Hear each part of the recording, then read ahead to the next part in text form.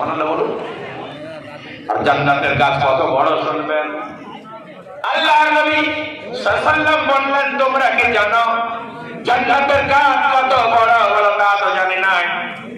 আল্লাহর নবী বললেন, তোমরা সূরা ওয়াকিয়া পড়েছো? বলো পড়েছি। তাতে কি আছে?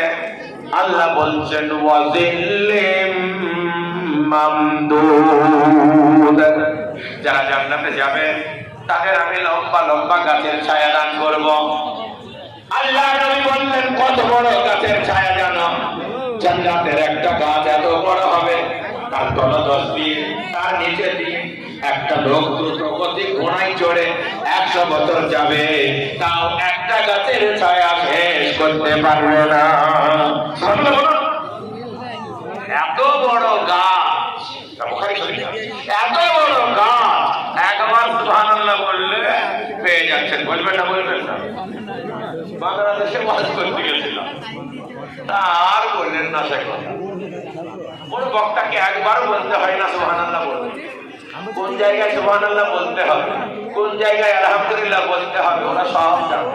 এমন জোরে জোরে বলবে, ও বলে বলে বক্তাকে চাঙ্গা করে দেবে। বক্তা মনে করবে আমার ওয়াজ দারুণ শুনছে, আর ওয়াজ করতে মন যায়।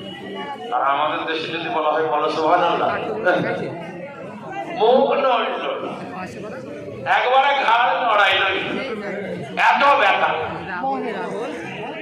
আল্লাহ তাবারক ওয়া তাআলা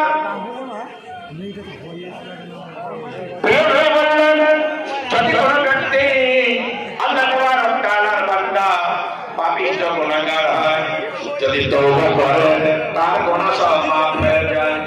কোরআনে আল্লাহ তাবারক ওয়া তাআলা সূরা আনফালে বলছেন, ওয়া মা কানা আল্লাহু লিয়ুআযিবাহুম ওয়া আনতা ফীহিম ওয়া মা কানা আল্লাহু মুআযিবাহুম ওয়া হুম ইয়াস্তাগফিরুন।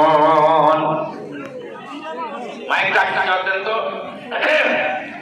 আল্লাহ তাবারক ওয়া তাআলা বললেন, নবী গো শোনো, যতদিন তুমি থাকবে, যতদিন তুমি থাকবে, তোমার বরকতে উম্মতের উপরে এমন আযাব দেব না যারা সকলে উৎখাত হয়ে যায়।